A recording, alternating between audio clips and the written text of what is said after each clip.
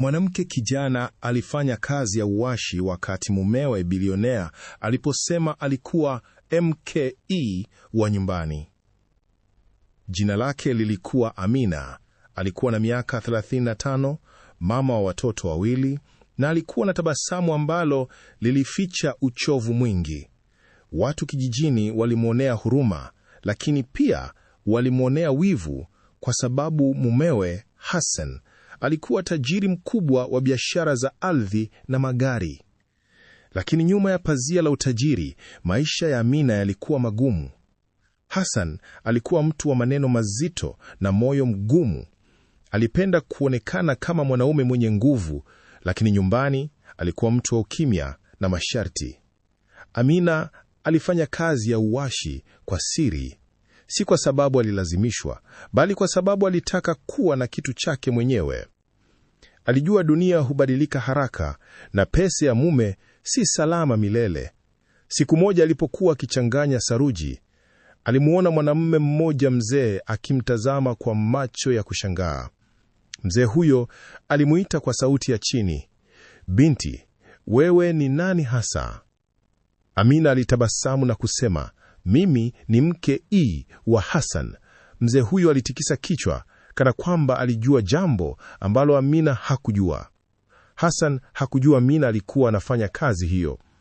Kwa watu wote, Amina alikuwa mama wa nyumbani, mke wa bilionea anayehudumiwa na wafanyakazi. Lakini Amina alikuwa na siri ingine. Kila wiki alikuwa anaweka pesa kidogo kwenye akaunti ya siri. Aliita akaunti hiyo akiba ya kesho. Usiku moja Hassan alirudi nyumbani akiwa na hasira. Alitupa koti lake na kusema, "Watu hawa wanadhani pesa inamea kwenye miti. Kila mtu anaomba mkopo." Amina alimuuliza kwa upole, "Umechoka?" Hassan hakujibu. Alikaa kimya, akitazama simu yake. Baada ya muda alisema, "Amina, kuna mambo ya biashara ninayofanya, usijiingize." Maneno hayo yalimuumiza Amina, lakini hakusema kitu. Ndani ya moyo wake alihisi kama mumewe alikuwa akimficha jambo kubwa. Wakati watoto wamelala, Amina alichukua simu yake na kuangalia akaunti yake ya siri. Alijisikia salama kidogo, lakini hakujua kuwa usalama huo ulikuwa mwanzo wa safari ndefu ya machozi na mshangao. Siku iliyofuata Amina alipata ujumbe kutoka kwa rafiki yake wa zamani, Zainabu, ambaye alikuwa mfanyakazi wa benki. "Dada, nataka kukuona haraka. Ni muhimu sana." Walikutana kwenye mkahawa mdogo karibu na barabara kuu. Zainabu alikuwa na uso wa wasiwasi. "Amina," alisema kwa sauti ya chini, "Hassan ana mikopo mingi, mikopo mikubwa sana, na nyumba yenu imewekwa dhamana." Moyo wa Amina ulidunda haraka. "Inawezekanaje? Hassan ni tajiri." Zainabu alitikisa kichwa. "Utajiri wa karatasi. Biashara zake nyingi ziko kwenye madeni. Kama mambo yakiharibika, unaweza kupoteza kila kitu." Amina alihisi dunia ikizunguka. Alikumbuka maneno ya mzee aliyemuuliza, "Wewe ni nani hasa?" Kwa mara ya kwanza alijiuliza swali hilo mwenyewe. Amina alianza kuchunguza kwa siri. Aliangalia nyaraka za nyumbani, barua za benki na mikataba iliyofichika kwenye drawer ya Hassan. Aligundua kampuni nyingi zilizosajiliwa kwa jina lake bila yeye kujua. Ardhi, magari na mikopo yote yalikuwa yamefungwa kwa jina lake. Alimkabili Hassan usiku moja. "Hassan, kwa nini kampuni hizi ziko kwa jina langu?" Hassan alinyamaza kwa sekunde chache, kisha akasema, "Ni kwa sababu ya usalama wa familia, usijali." "Lakini mikopo hii ni mikubwa," Amina alisema kwa sauti ya kutetemeka. Hassan alikasirika. "Amina, kazi yako ni kulea watoto, biashara ni yangu." Maneno hayo yalimuumiza Amina, lakini ndani ya moyo wake kulikuwa na moto mpya wa uamuzi. Amina aliamua kutofanya makosa moja, kukaa kimya. Aliendelea na kazi ya uwashi, lakini sasa KWA lendo tofauti. Alianza kujenga mtandao wa watu, akijifunza kuhusu ardhi, biashara na uwekezaji. Alizungumza na wakandarasi, mawakili na watu wa benki kwa busara. Watu walishangaa kuona mke wa bilionera akifanya kazi kama mfanyakazi wa kawaida. Lakini Amina alikuwa akijenga kitu kikubwa zaidi ya nyumba. Alikuwa akijenga uhuru wake. Usiku mmoja, alipokea barua kutoka benki. Ilikuwa ni taarifa ya mwisho kuhusu mkopo mkubwa. Ikiwa hautolipwa, mali yote ingeuzwa. Amina alikaa kimya, akitazama watoto wake wamelala. Alijua siri kuu ya maisha yake bado haijajulikana. Na bado hakujua kwamba mtu aliyekuwa karibu zaidi naye ndiye aliyekuwa chanzo cha mpango mkubwa ulioweza kubadilisha maisha yake kabisa. Siku moja, Amina alipokea simu kutoka KWA, ndugu wa Hassan, mwanaume aitwaye Rashid. Rashid alikuwa mtu wa tabasamu la haraka, lakini macho yake yalikuwa na kitu cha ajabu. Amina, ningependa tuzungumze peke yetu, alisema. Walikutana mchana katika ofisi ya zamani ya familia. Rashid alianza polepole. Hassan hajakuambia kila kitu? Amina alinyamaza. Niambie. Rashid alitazama mlango kama mtu anayeogopa kusikilizwa. Hassan ana mshirika wa siri, na mshirika huyo si mtu wa mbali. Maneno hayo yalimkaba koo Amina. Nani? Rashid hakutaja jina, lakini alisema, mtu unayemwamini sana. Amina alirudi nyumbani akiwa na mawazo mengi. Alianza kuangalia watu waliomzunguka, rafiki, ndugu, hata wafanyakazi wa nyumbani. Alihisi kama alikuwa katikati ya mchezo ambao hakujua sheria zake. Katika kijiji kulikuwa na mwanamke aitwaye Mama Salma, jirani wa zamani wa Hassan. Alikuwa mzee mwenye hekima na historia ndefu. Siku moja, Amina alimtembelea bila Hassan kujua. Mama, najua umeona mengi katika maisha ya Hassan, Amina alisema kwa heshima. Mama Salma alitabasamu kwa huzuni. Binti yangu, Hassan ni mwanaume mwenye akili, lakini pia ana tamaa. Tangu akiwe kijana, alipenda mipango mikubwa. Amina alimuuliza, je, alikuwa na mshirika wa karibu? Mama Salma alifikiria kidogo, kisha akasema, kulikuwa na mtu mmoja.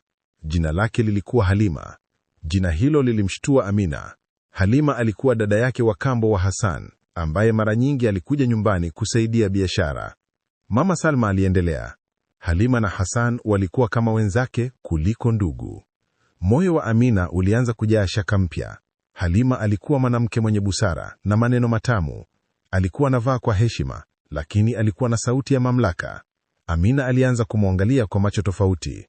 Aliona jinsi Halima alivyozungumza na Hassan kuhusu pesa, mikataba na ardhi. Siku moja, Amina alisikia mazungumzo yao kwa bahati mbaya. Lazima tumsukume Amina kusaini nyaraka zaidi, Halima alisema. Hassan alijibu, ananiamini sana, hata shuku. Maneno hayo yalikuwa kama radi. Amina alisimama nyuma ya mlango, mikono yake ikitetemeka. Kwa mara ya kwanza, alihisi kama ndoa yake ilikuwa biashara tu, lakini bado hakujua lengo la mwisho la mpango wao. Amina alianza kuzungumza na wakili kwa siri. Wakili huyo, Bwana Mwangi, alikuwa mtu wa heshima na busara. Bibi Amina, alisema, ikiwa mambo haya yamesajiliwa kwa jina lako, wewe ndiye utawajibika, hata kama haukujua. Amina alimeza mate. Naweza kufanya nini? Anza kukusanya ushahidi. Usikubali kusaini kitu chengine bila kusoma. Amina alijisikia kama mtu aliamka kutoka usingizi mrefu. Usiku huo, Hassan alimletea karatasi nyingine za kusaini. Ni taratibu tu, alisema kwa tabasamu.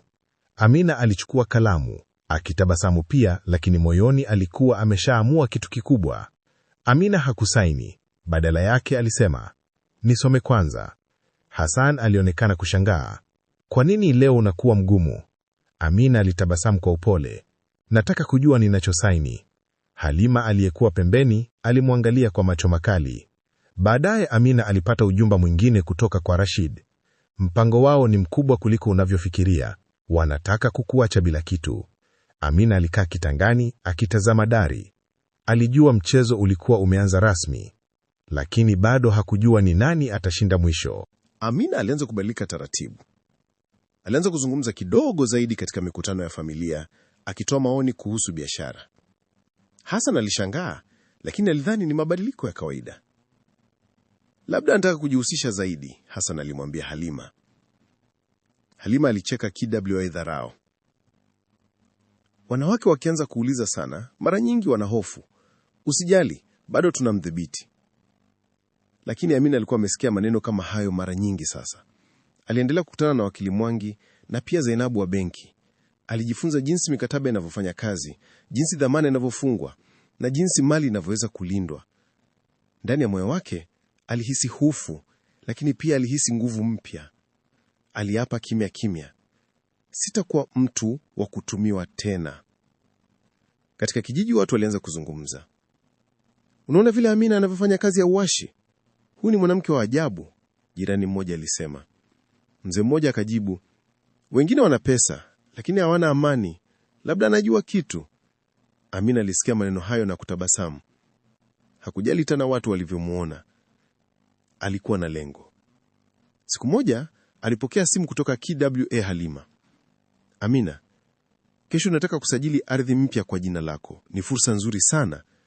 Amina alijibu KWA sauti ya utulivu. Sawa, nitakuja. Lakini baada ya kukata simu, alituma ujumbe KWA wakili Mwangi, nahitaji uwepo wako kesho. Kesho yake, walikutana katika ofisi ya usajili wa ardhi. Hassan na Halima walionekana wenye furaha, kana kwamba walikuwa tayari kushinda kitu kikubwa. Amina alifika akiwa na wakili Mwangi. Halima alishangaa. Kwa nini umeleta wakili? Amina alitabasamu. Ni haki yangu.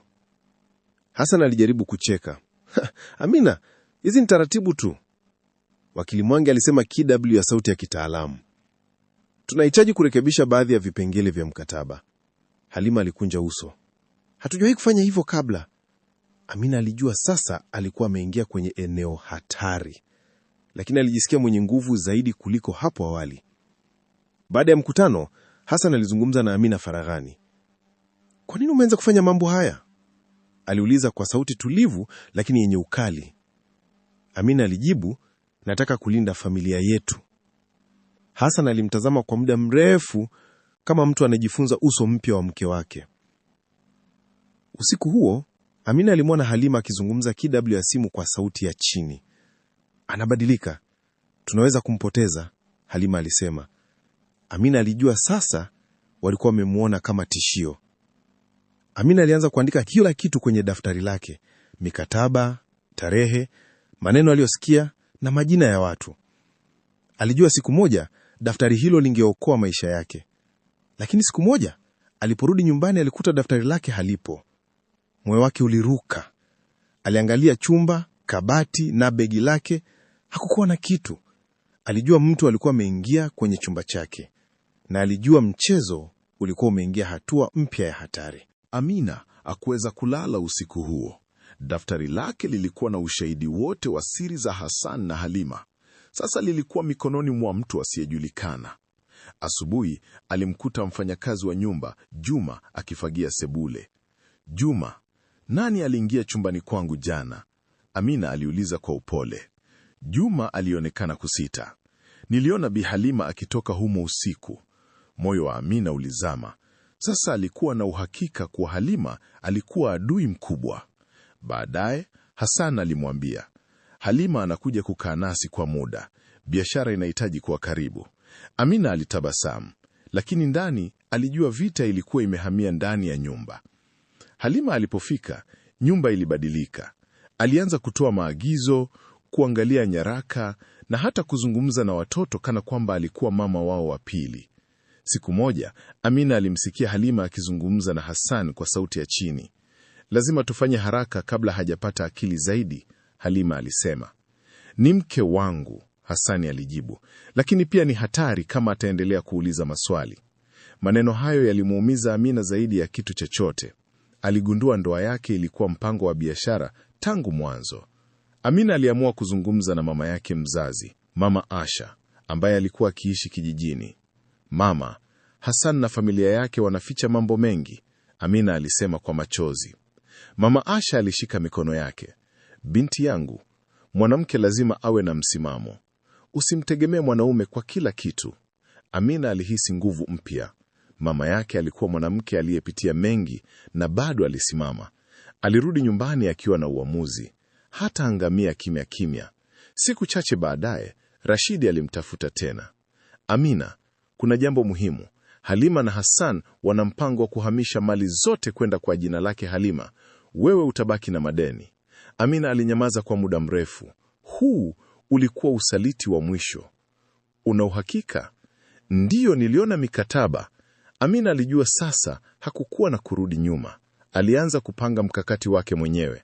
Usiku huo, Amina aliingia chumbani kwa Halima kwa siri. Alitafuta daftari lake. Baada ya muda, alilipata kwenye kabati. Alifungua na kuona kila kitu: mikataba, mpango wa kumtupa nje, na hata barua iliyothibitisha kuwa Hassan na Halima walikuwa wamepanga haya kwa miaka mingi. Machozi yalimtoka, lakini hakulia kwa sauti. Alitabasamu kwa huzuni. Sasa najua ukweli, alijiambia. Lakini bado kulikuwa na siri moja kubwa ambayo hata yeye hakuwa ameigundua. Na siri hiyo ilikuwa karibu kufichuliwa. Amina alirudi kwa KWA, wakili Mwangi akiwa na daftari lake mkononi. Bwana Mwangi, hawa watu walipanga kunitupa nje, alisema KWA, sauti ya kutetemeka lakini yenye nguvu. Mwangi alisoma nyaraka ya KWA makini. Hii ni hila kubwa, lakini pia kuna kitu cha ajabu hapa.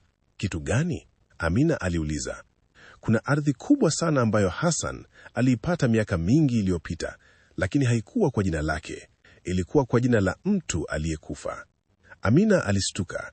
Mtu gani? Mwangi alisema kwa sauti ya chini. Mwanamke mmoja aitwaye Mariam. Jina hilo lilikuwa geni kwa Amina, lakini lilimfanya ahisi baridi moyoni. Amina alianza kuchunguza kuhusu Mariam. Alizungumza na wazee wa kijiji cha zamani cha Hassan. Mzee mmoja alimwambia Mariam alikuwa msichana aliyempenda Hassan sana. Walisemekana kuwa karibu kuoa. Alikufa vipi? Amina aliuliza. Mzee alitazama chini. Ajali ya gari, lakini watu wengine walisema kulikuwa na mambo mengi ya siri. Amina alihisi kama kuna kipande kikubwa cha maisha ya Hassan ambacho hakuwahi kusikia. Alihisi kama ndoa yake ilikuwa imejengwa juu ya kivuli cha mtu mwingine. Usiku mmoja, Amina alimkabili Hassan. Nani alikuwa Mariam? Aliuliza moja kwa moja. Hassan alikauka. Kwa nini unauliza? Niliona jina lake kwenye nyaraka zako. Hassan alinyamaza kwa muda mrefu, kisha akasema, alikuwa mtu wa zamani. Mambo ya zamani hayapaswi kurudi. Lakini macho yake yalionyesha hofu. Halima alipoingia alisema kwa ukali, Amina, acha kuuliza mambo ya kale, yanaharibi familia. Lakini kwa Amina, mambo ya kale yalikuwa yameanza kuamua mustakabali wake. Rashida alimwambia Amina ukweli zaidi. Mariam alikuwa mjamzito wakati alikufa. Moyo wa Amina ulisimama. Mtoto? Ndiyo, na mtoto huyo alizaliwa, lakini alitoweka. Hakuna anayejua alipelekwa wapi. Amina alikaa kimya kwa muda mrefu. Alianza kuelewa kwa nini Hassan alikuwa na siri nyingi na hofu nyingi, lakini bado hakujua jinsi siri hiyo ilivyohusiana naye moja kwa moja. Amina alikutana tena na wakili Mwangi. Bwana Mwangi, mtoto wa Mariam anaweza kuwa wapi? Mwangi alisema, kwa kawaida mtoto angekuwa mrithi wa mali ya Mariam. Kama yuko hai, ana haki kubwa sana. Amina alitabasamu kwa huzuni. Alijua sasa siri hii inaweza kubadilisha kila kitu, lakini bado hakujua ukweli mmoja mkubwa.